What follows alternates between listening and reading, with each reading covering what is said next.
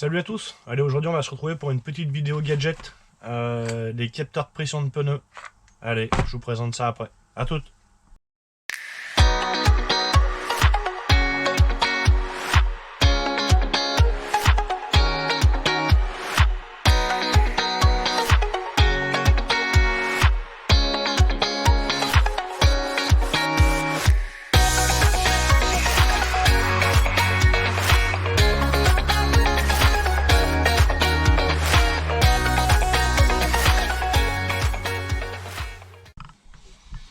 Alors, petit gadget un peu du style essuie-glace de casque. Voilà, moi je pense que ça peut être pratique, c'est les capteurs de pression de pneus. Ils le font pour moto, ils le font pour voiture. Donc moi je l'ai pris pour le scooter. Vu que c'est un 3 roues, j'ai pris pour bagnole, donc il y en a un qui ne servira pas.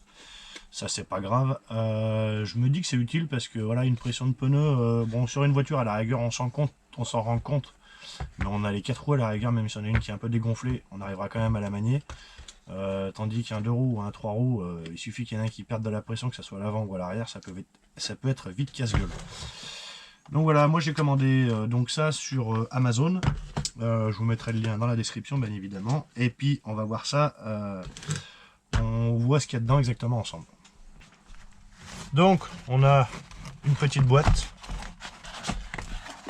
Dedans on retrouve donc une petite notice en anglais, installation, instruction. Voilà, il n'y a pas vraiment de français, hein, mais bon, je pense pas que ça soit bien compliqué. On retrouve donc les 4 les 4 tétons qui vont se mettre sur les valves, donc qui vont donner la pression à l'appareil.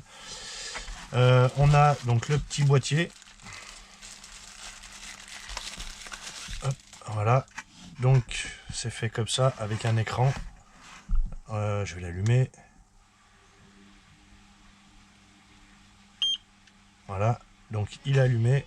Je sais pas si ça se voit bien. Voilà, donc il clignote, hein, bien évidemment parce qu'ils sont pas branchés. Donc je vais le rééteindre. Voilà, donc pour l'allumer, et bien évidemment le bouton allumer. Le M, ça doit être pour mémoire ou quelque chose comme ça. Il y a 2 flèches, on va regarder tout ça ensemble. Pour le recharger, on a soit la fonction solaire ici, soit une fonction USB sur le côté, juste là. Et donc le câble est fourni avec, bien évidemment. Et dessous, on retrouve donc une petite clé. Je vais vous faire voir pourquoi. Des petits écrous de sécurité et un autocollant double face. Donc on a ces pièces là. Hop. Donc on va prendre... on va sortir les 4.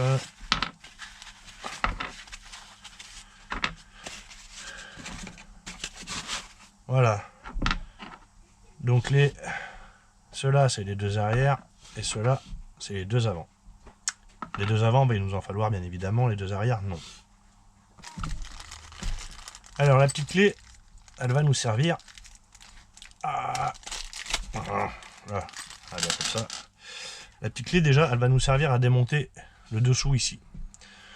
Dessous, donc la petite clé on s'en sert, on dévisse comme ça. Et pourquoi il faut l'ouvrir? Parce que dedans évidemment on a une pile. Donc quand la pile elle lâche, voilà, faut le changer. Donc ils sont déjà fournis avec des piles, on a un petit joint théorique pour l'étanchéité, etc. On referme. Voilà. Donc ça c'est l'autocollant, on verra ça plus tard. Et on retrouve donc 4 petits écrous. Donc ça va être des contre-écrous. Il faut que je regarde encore, j'ai pas essayé sur les valves. Normalement on met ce petit écrou sur la valve. Après on met l'appareil dessus, on serre et on vient serrer le contre-écrou en fait dessus pour éviter que ça se dévisse. Il y a une chose qui me paraît un peu... qui risque de faire changer un peu la conduite, c'est au niveau du poids. J'ai peur que ça fasse un déséquilibre au niveau de l'équilibrage des roues. Donc ça sera à voir bien évidemment. Parce que ça pèse... C'est pas léger quand même. On va voir ça tout de suite. Ah, ça fait quand même 10 grammes. 10 grammes sur un équilibrage de roue, ça fait déjà pas mal. Donc je verrai au fil du temps, si jamais j'ai besoin de faire rééquilibrer les roues, je les ferai rééquilibrer avec les appareils dessus directement. Je vous fais voir comment on monte ça, et puis après on allume ça, et puis on regarde un peu les réglages. Voilà, donc on a le bouchon de valve, on enlève le bouchon, bien évidemment, c'est mieux, puisqu'on va se brancher dessus. On prend le petit contre-écrou qu'on vient mettre donc hop, sur la valve. Et donc là on prend l'appareil FL, donc front pour avant et left pour gauche. Et on vient le visser. Hop, on entend que ça fuit un petit peu, ça fait pchit, voilà, on le serre bien.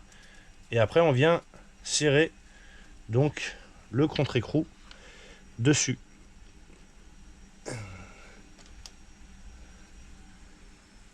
Voilà, comme ça au moins ça peut pas se desserrer. Allez, on va allumer l'appareil. Moi je mets les autres de l'autre côté déjà, avant, arrière, et on allume l'appareil, on voit ce que ça donne. Allez, je vous mets dans le bon sens, on va enlever hop, la petite protection qu'il y a sur l'écran. Voilà. Alors, on reste appuyé pour l'allumer. Voilà. Donc là, ça clignote. Qu'est-ce qu'il faut faire? J'en sais rien. Ah, voilà. Ça détecte les pressions. Ça détecte les pressions. Donc là, j'ai la roue avant droite. J'en ai pas d'autre pour l'instant.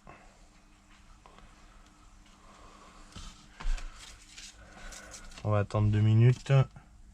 Je vais essayer de décrypter la notice, hein, et puis je vous reprends après. Voilà, ça y est, j'ai décodé le truc. Donc vous voyez, c'est tout bon. Donc ce qu'il faut faire, en fait, il faut allumer l'appareil en premier. Donc il faut l'allumer là-dessus. Et après, on met les capteurs de pression un par un. En fait, ça va le permettre de lui le reconnaître petit à petit. Sachant, justement, quand on met les capteurs de pression, prévoyez 100 grammes de plus par pneu. Parce que quand vous allez visser l'embout, ça risque de se dégonfler un peu. Voilà, c'était mon cas. Donc moi, j'ai remis mes pressions que je voulais. Donc 1,6 devant et 2,3 derrière. Après, concernant les menus. Donc les menus, on a la touche menu ici. Au milieu, on reste appuyé dessus. Voilà, donc là on a les unités. Donc soit en barre, soit en PSI. Donc pour modifier, vous appuyez une fois sur la touche du menu. Voilà, vous voyez, ça clignote. Donc là, on peut changer en PSI ou en barre. Pour revalider, vous appuyez sur la touche du milieu. Après, suivant, c'est la température. Donc on est bien en degrés. Donc pareil pour changer un coup sur la touche du milieu pour changer, pour passer en Fahrenheit. La suite, ça c'est la pression de déclenchement maximum à laquelle l'appareil va se mettre à sonner. Donc si jamais vous dépassez 2 bar 7, donc ça c'est pareil, ça se règle. Touche du milieu, vous appuyez un coup, voilà, ça clignote, donc on peut changer après avec les flèches droite ou gauche pour valider touche du milieu. Donc là, c'est la pression maximale à laquelle l'appareil va sonner. Après, on a la pression minimale à laquelle l'appareil va se déclencher aussi. Donc ça sonne. Là, on est sur... je vois pas exactement c'est quoi. Sur la température des pneus, en fait. Voilà, dès que ça va dépasser 68 degrés, donc ça va sonner. Alors, je pense qu'il en faut quand même avant que ça dépasse cette température. Après, on a quoi? Celui-là, je sais pas exactement pourquoi c'est fait. On va essayer ensemble. Donc là, hop, on fait comme ça. C'est pour les deux arrières, 2, 3. À mon avis, je pense que c'est pour changer le sens des capteurs, je pense. Donc on va laisser comme c'était à l'origine. Ça, pareil, il n'y a pas besoin d'y toucher. Et le dernier, c'est pour remettre à zéro l'appareil. Voilà, et après, non. On reste appuyé sur la touche menu pour sortir.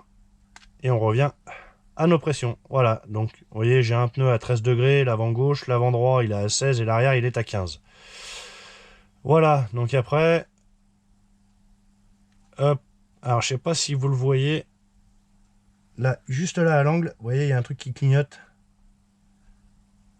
Voilà, c'est dès qu'en fait il a la lumière nécessaire pour charger, en fait ça s'éclaire ici. avec la lampe solaire.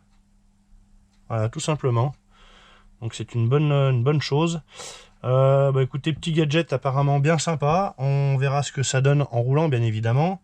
Moi, je vais enlever la protection du dessus. Et puis, bah, je vais essayer de me trouver une place sur le scoot pour caler ça. Allez, je regarde ça et puis je vous ferai voir après. Voilà. Bon, écoutez, moi, je l'ai calé ici.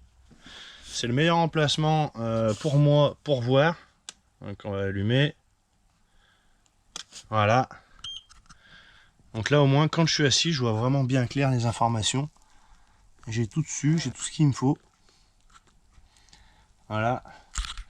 Et donc là, vu qu'il n'y a pas de lumière, on voit bien que la loupiote n'est pas allumée. On va essayer.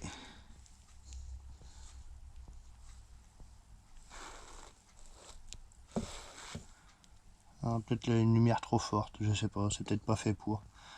Enfin bon, bref. Voilà, quoi qu'il en soit, au pire, si j'ai besoin de le recharger, j'ai mon petit port USB qui est accessible sur le côté ici. Et puis voilà, on verra ce que ça donne en roulant. Bah allez, bah dites-moi ce que vous en pensez en commentaire, hein. N'hésitez pas. Donc voilà, et ben écoutez, petite vidéo, voilà, j'espère que vous aurez aimé. Je pense que ça peut être utile pour pas mal d'entre nous. Et puis bah à voir. N'hésitez pas à me dire ce que vous en pensez en commentaire. C'est quelque chose qui vaut moins de 30 €, 28 € et des brouettes. Donc voilà, je pense que c'est pas mal. Pour le prix, c'est pas mal.